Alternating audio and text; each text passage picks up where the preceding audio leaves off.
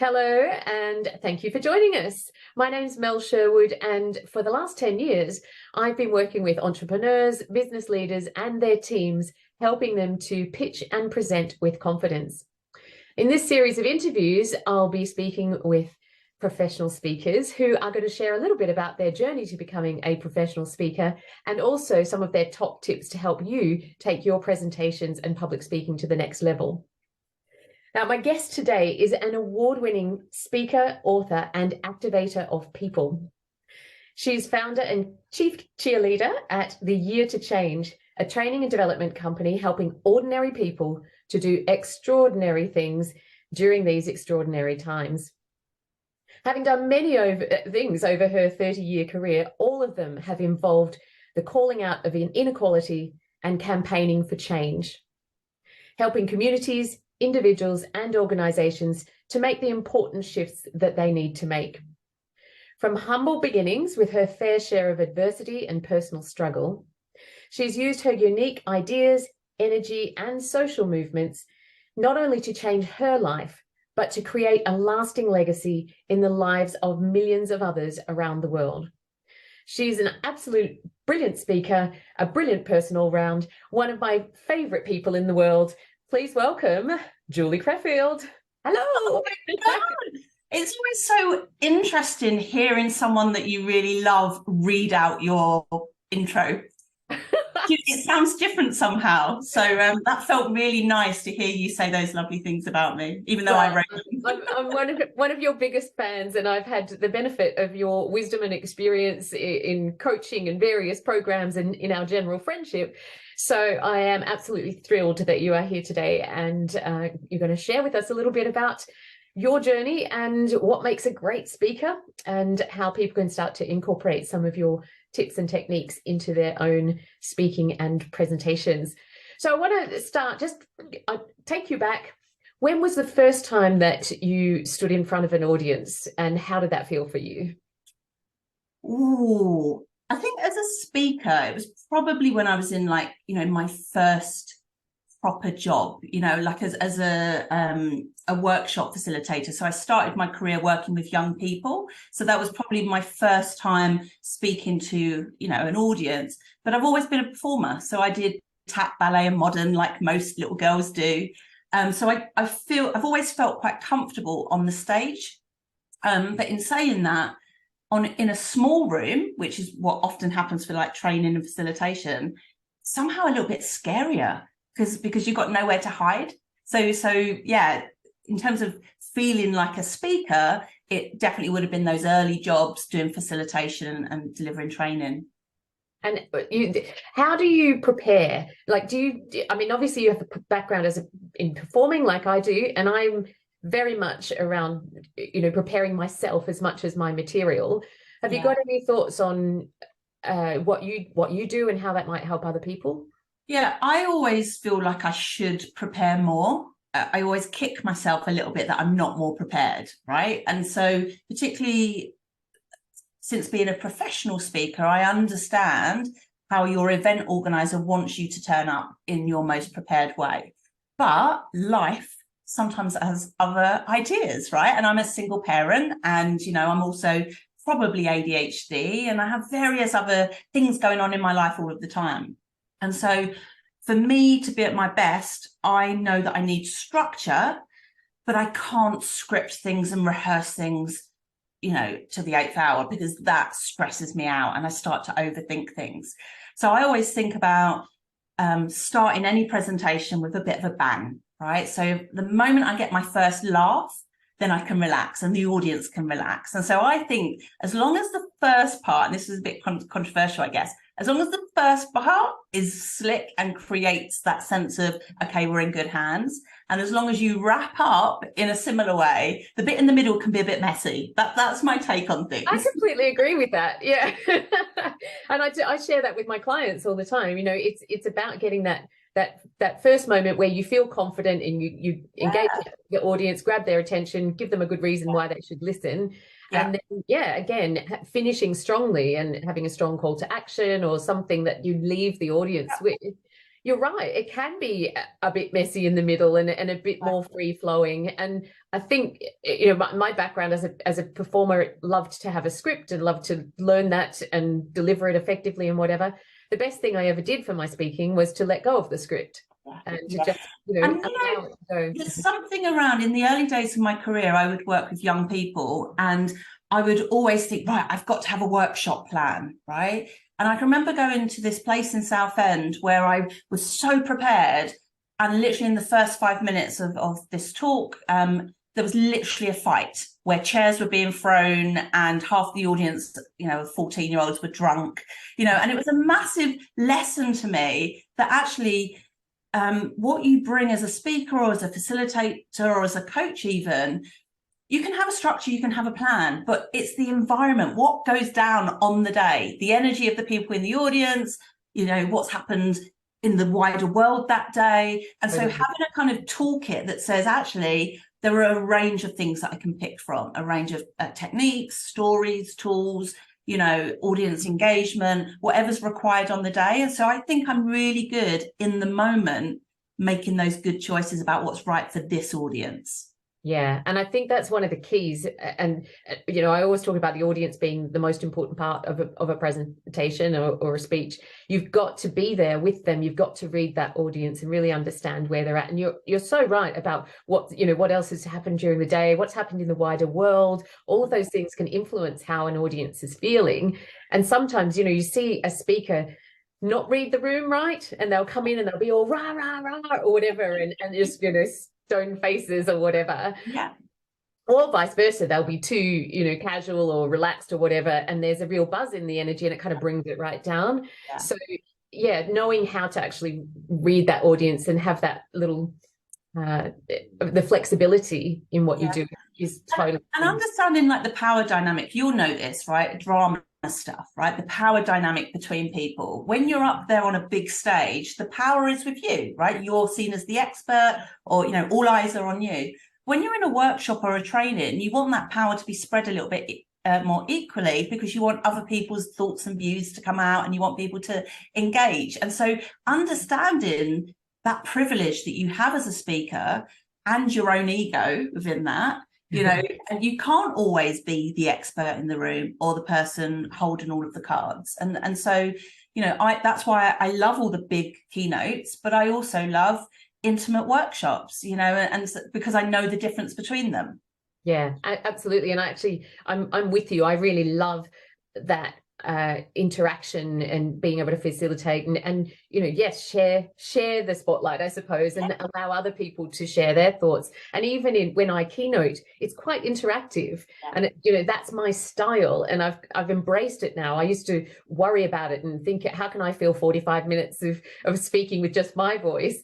And actually, there are different techniques to engage an audience. Whether they speak back or not is a different thing, but in terms of helping people connect with you and remain fully engaged is that's the crucial thing, isn't it? So what techniques do you use to keep your audience, or to hook them in first and then to keep them engaged throughout, whether it's in a workshop situation or a keynote situation? So I think there's something around, like, I always used to feel a little bit worried about my accent, right? So I'm from the East End of London, I don't talk proper, but there's always a bit of a moment when somebody comes on stage or somebody comes to deliver a workshop where you're trying to figure them out, right? And so I want to make that as easy for the audience as possible, so they're not sitting there trying to figure me out for the whole of the talk. So I think the intro helps, and you want your audience to like you, you want to build that rapport. And so I love using humor to put people at ease, and the humor tends to be a little bit self-deprecating. And it's almost like I don't want to be seen as the guru. I want, I get a lot of, oh, you're so inspirational. And I'm like, no, because that makes me other. And I don't want to be other. We all have the ability to reach our potential in whichever way. And so there's something around not being slick, allowing your vulnerabilities to come out, but in a way that doesn't undermine your credibility. It's a delicate balance for sure. Yeah, absolutely.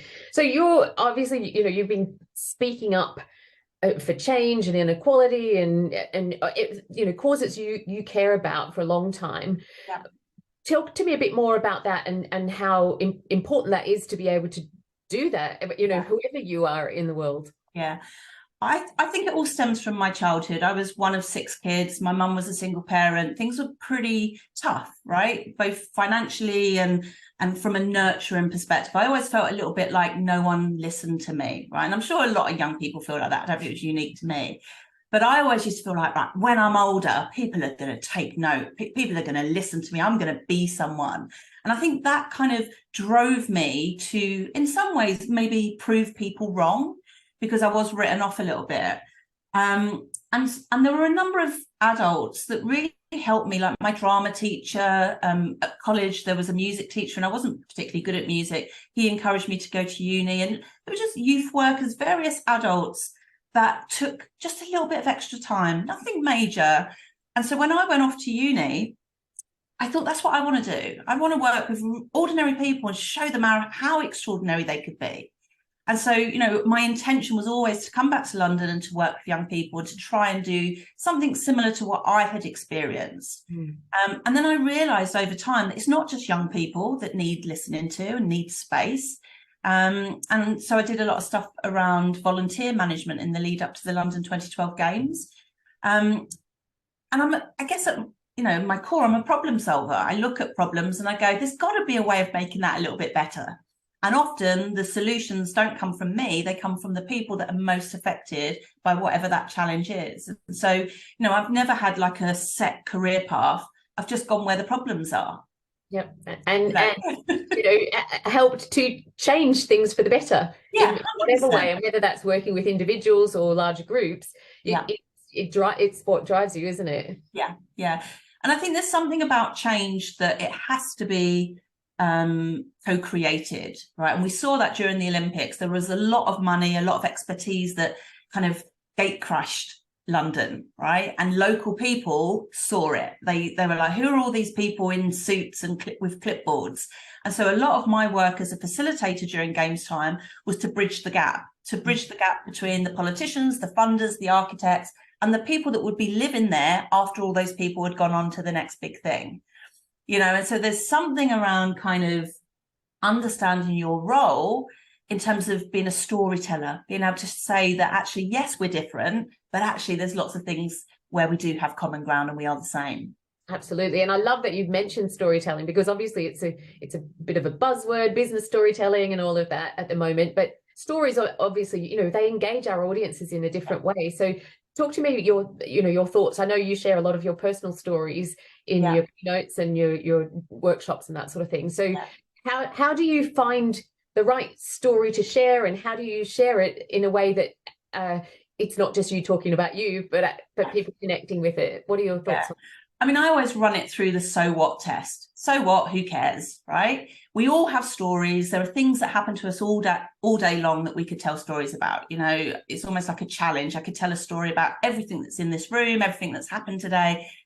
But it's where you can create meaning for other people, you know, and it's a bit like how observational comedians do it. They take something really pedestrian and then they make everyone go, oh yeah, I have that too. And that's what's funny about it. And it's the same with stories. We all have these core emotions that we go through: regret, desire, frustration. And so if we can talk about something that's going on for us and talk through how it made us feel, what we did as a result of it, how stuck we feel. And so it's not always even about the full transformation, because, you know, what we love is, I was this and now I'm this, right? That's the original transformation story. But it's also okay to say, I'm here and I'm stuck and it's, you know, crap and it doesn't feel nice. And that creates togetherness. People go, yes, it is crap. It's really hard. You know, and to not always have to find solutions, because sometimes it's exhausting to see other people overcome the things that you're overcoming and you're still in that situation. And this idea that transformation is a one-time thing, right? We are navigating change on many, many levels over and over again throughout our lifetime. Our whole life is an exercise in change management. You know, at the moment we realize that, the easier it is to kind of to navigate that, you know. So I managed to build a very successful business on one story, the story of coming last in a race. Yeah, Right? you certainly did. And so whether people are a runner or not, everyone can identify with the idea of having a goal and failing miserably. Right. And the more I unpacked that one simple story, the more I just said, yeah, I don't need to tell a million different stories. I can just tell that one story to get my foot in the door. And that's definitely what raised my profile as a speaker. You know, and that story has been told in magazines all over the world, and I've managed to be on the TV and all of those things with that one simple story. And that's the power of storytelling. And who did you pitch it to? Who did I pitch it to? Oh, I pitched that story to Richard Branson at one point. Yeah, exactly. Yeah. And yeah, I think that it's so important to really understand what, you know, how our stories are part of who we are, and how we can then share that part of who we are to help other people, or to help them understand the message that we're trying to communicate. And that's how we create movements, right? So I'm big on how we create movements that matter. It's really lonely to try and do change by yourself. And so when you can find a community of people that want similar change, both for themselves and the world, then you get kind of this mass appeal of being able to shift things on a bigger scale. And then what's lovely about that is you then get the stories of having done that. People feel part of something. I was once part of this movement. And I can remember when I was working on the Olympics, I was working with a group of old age pensioners that all felt a bit like they were being hard done by.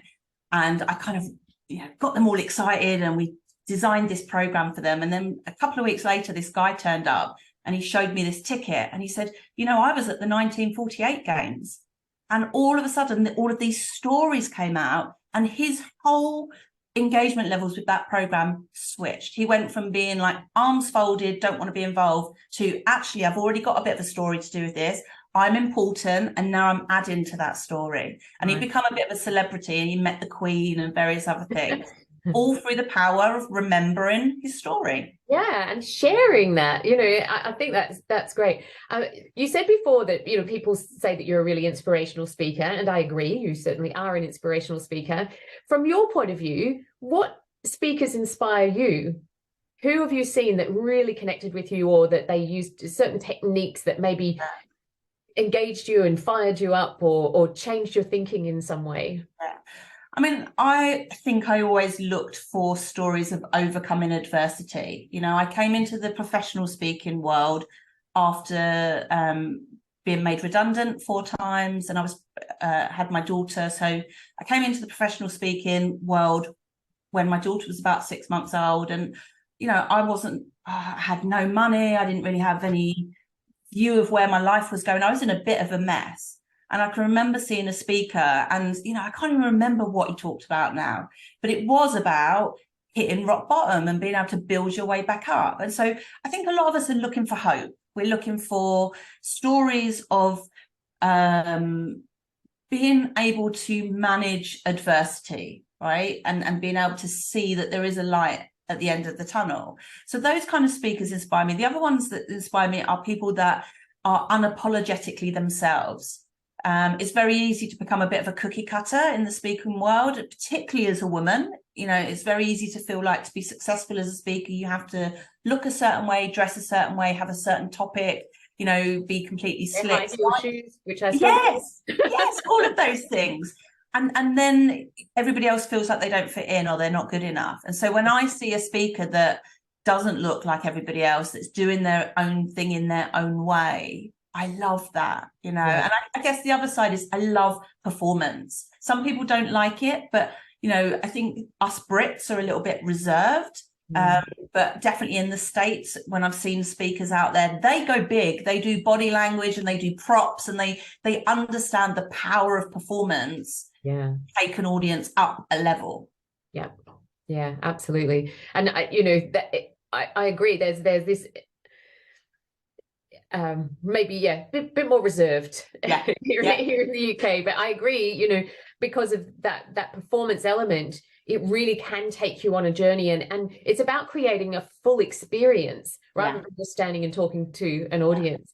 But also as a speaker, that helps you. Yes. It helps you if you have like little scenes or little pieces that you know how to do. Your body remembers how to do those pieces. Yeah, absolutely. And I love that you've mentioned that. Actually, I remember I was doing a competition speech, and, you know, I sort of almost choreographed certain parts of the story or different stories from different parts of the stage. And I knew that when I finished this bit, I walked there and immediately triggered. And it's fascinating, even being a singer. I know, you know, for years and years I sung in a 60s tribute show, and it was all fully choreographed. And then I went into another covers band about, oh gosh, 15 years later or something, and I couldn't actually remember one of the songs unless I did the actions. Then the words came back to me. So it's really fascinating. And I think it's so important, that part of the practice part of delivering presentations and stories and that sort of thing is really key. Having said that, we're sort of talking about conference speakers and that sort of thing, but we recognize there's, you know, presentations going on in business all day, every day, whether at, you know, a 1-minute elevator pitch at a networking event, or you're addressing your team and trying to inspire them, or you're sharing new ideas or new processes. So talk to me about some of your ideas on how to incorporate, you know, some of the top techniques in the more day-to-day presentations and pitching. I mean, we saw it during the pandemic, right? Everybody became a speaker during the pandemic because we all had to do it via Zoom, and we were all Zoomed out or teamed out, right? And I had my most successful year kind of commercially during that time. And I think a lot of people looked to me because I already had a successful virtual business, right? And I'd already been speaking and delivering Zoom calls and all of those things. And, you know, lots of the general public and even the workforce were not used to having to spend so much time in what is, you know, effectively a TV screen. Yeah. And so it's easy to switch off. It's easy to be distracted. It's easy to do your to-do list or work out what you're going to have for dinner, because energetically the speaker doesn't know that you're not engaged, right? And so our job as a speaker or a facilitator or even as a coach is to hold the attention, to make everybody feel the energy in a Zoom room, which is so much more difficult than in a room. Yes. And the way we do that is we have to use what we have available to us, which is this screen, this box, our voice, our stories, props. I used a lot of props. I used music, even the volume of your voice going down, you know, all this stuff, Mel, but, you know, whispering. You know, coming closer to the camera, stepping back, all of those things make such a big, it makes such a big difference to people's enjoyment of an event, you know. And I can remember doing it was my favorite thing during the pandemic. Everybody had, I think we were like 6 months in or something, and everyone was completely Zoomed out, but they were still having to show up in their own businesses. And I did this tribe building thing, and I think I had like, I don't know, 60 or 70 business owners, and I got this drummer in, and we were doing drumming and music and scarves, and nobody was sitting down. And it was just like everybody, like all of these really serious business owners, like doctors, were like so grateful that they weren't sitting just listening to something. Right. And it's almost like giving people permission to do that. And I remember I ordered a circus outfit for it. So I had my top hat and my, you know, because I was like, actually, I want to get more into this character of being, you know, the circus ringleader. And I was like, oh my God, I'm bringing back my performance skills, which I'd kind of had been a little bit redundant up until then. Yeah, absolutely. So you and I both have background as a performer. We approach it in a very different way, very different personalities, and you are much more comfortable, to my mind, to be out there and in costume and whatever, whereas I'm a bit more reserved about these things unless I fully commit to getting into characters, which I would do.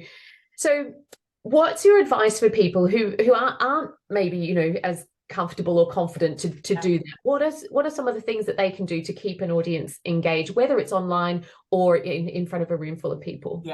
I think the first thing is understanding yourself. I know it sounds really like but I would never suggest for somebody else to try and show up like me. You know, I could never do your style of presenting. I just couldn't, right? Because I'm not you. And if I tried to, I would be in my own head going, how does Mel do it? And I must do this and I must do that. And so you want to find a state of flow, and that will be different for different people, right? So there's no point in pushing yourself so much outside of your comfort zone that you've got nothing to hold on to. And so I would be kind of encourage people to say, like, what is my style? What is my preferred way of being? But also, what do my audience need? And how can I just play around the edges a little bit? So, for example, props are a really easy way of doing that. I used a lot of coloured paper and Sharpie pens during the pandemic so that people could hold up their coloured card, and it just felt different to holding up a piece of white paper. I have a bullshit buzzer on my desk that I always use, and just let's hear it. There we go.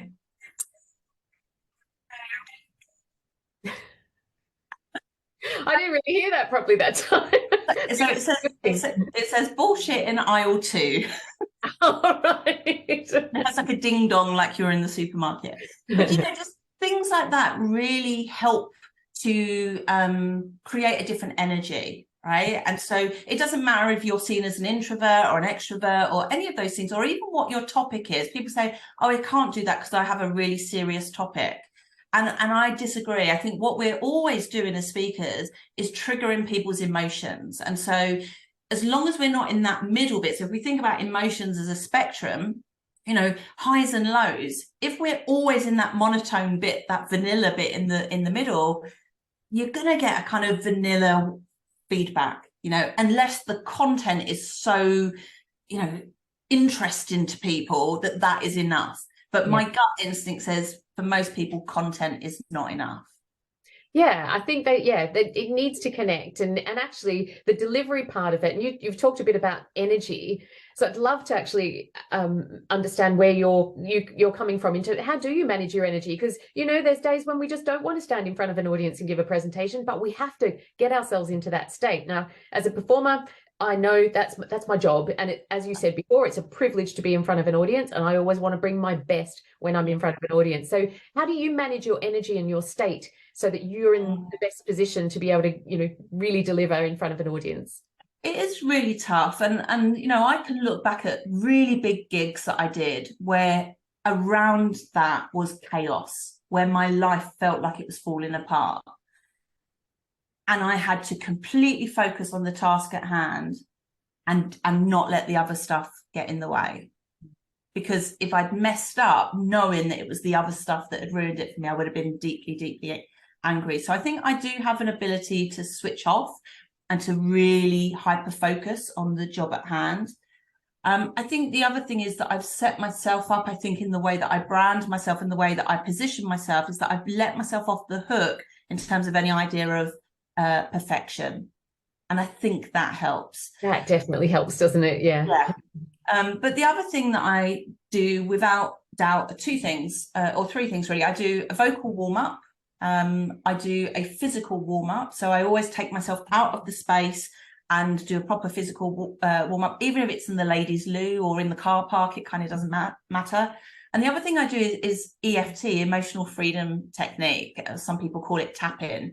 And it's a very simple thing. I'm not a practitioner in it, but I just tap on my hand or my face or my shoulder bones, and I just say the thing I'm most scared about. So I'll say things like, even though I'm going to forget what I'm supposed to be saying, I love and appreciate myself. Even though I'm going to trip over the stage, I love it. And I literally just get all of that negativity out so that it's not in my head anymore.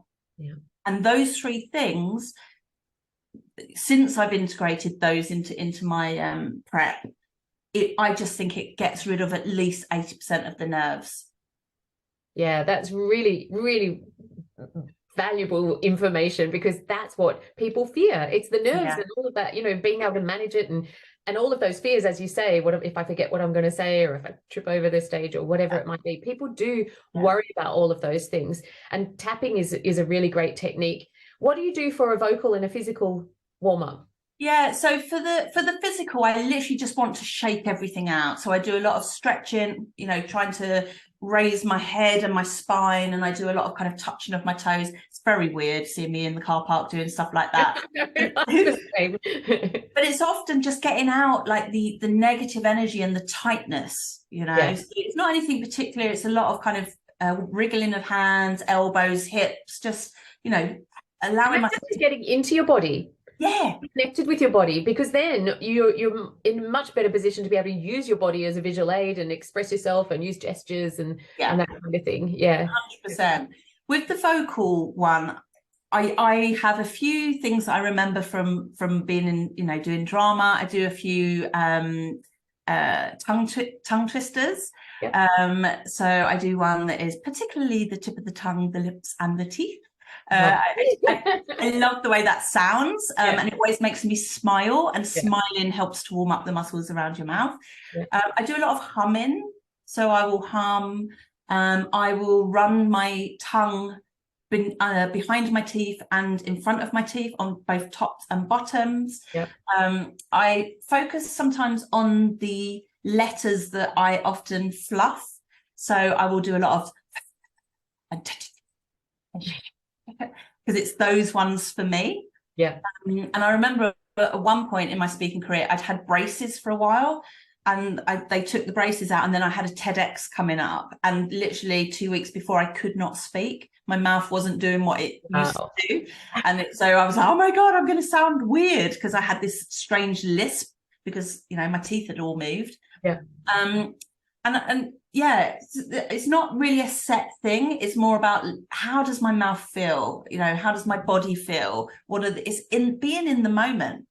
Totally. Yeah, absolutely. And I yes, I'm the same. Sometimes I will do a much longer warm up of some sort, and other times it's shorter, and it depends also on how high stakes the presentation is, what time of the day it is, how I'm feeling generally.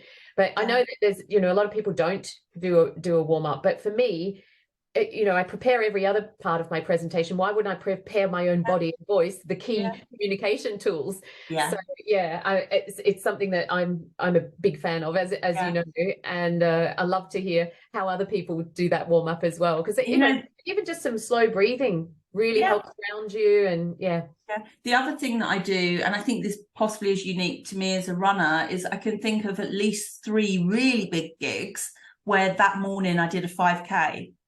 And so you'll remember this when we were in Cape Town. You know, I had all this fear and anxiety of sitting through all the other speakers that morning, and I thought, actually, I'd rather go to parkrun.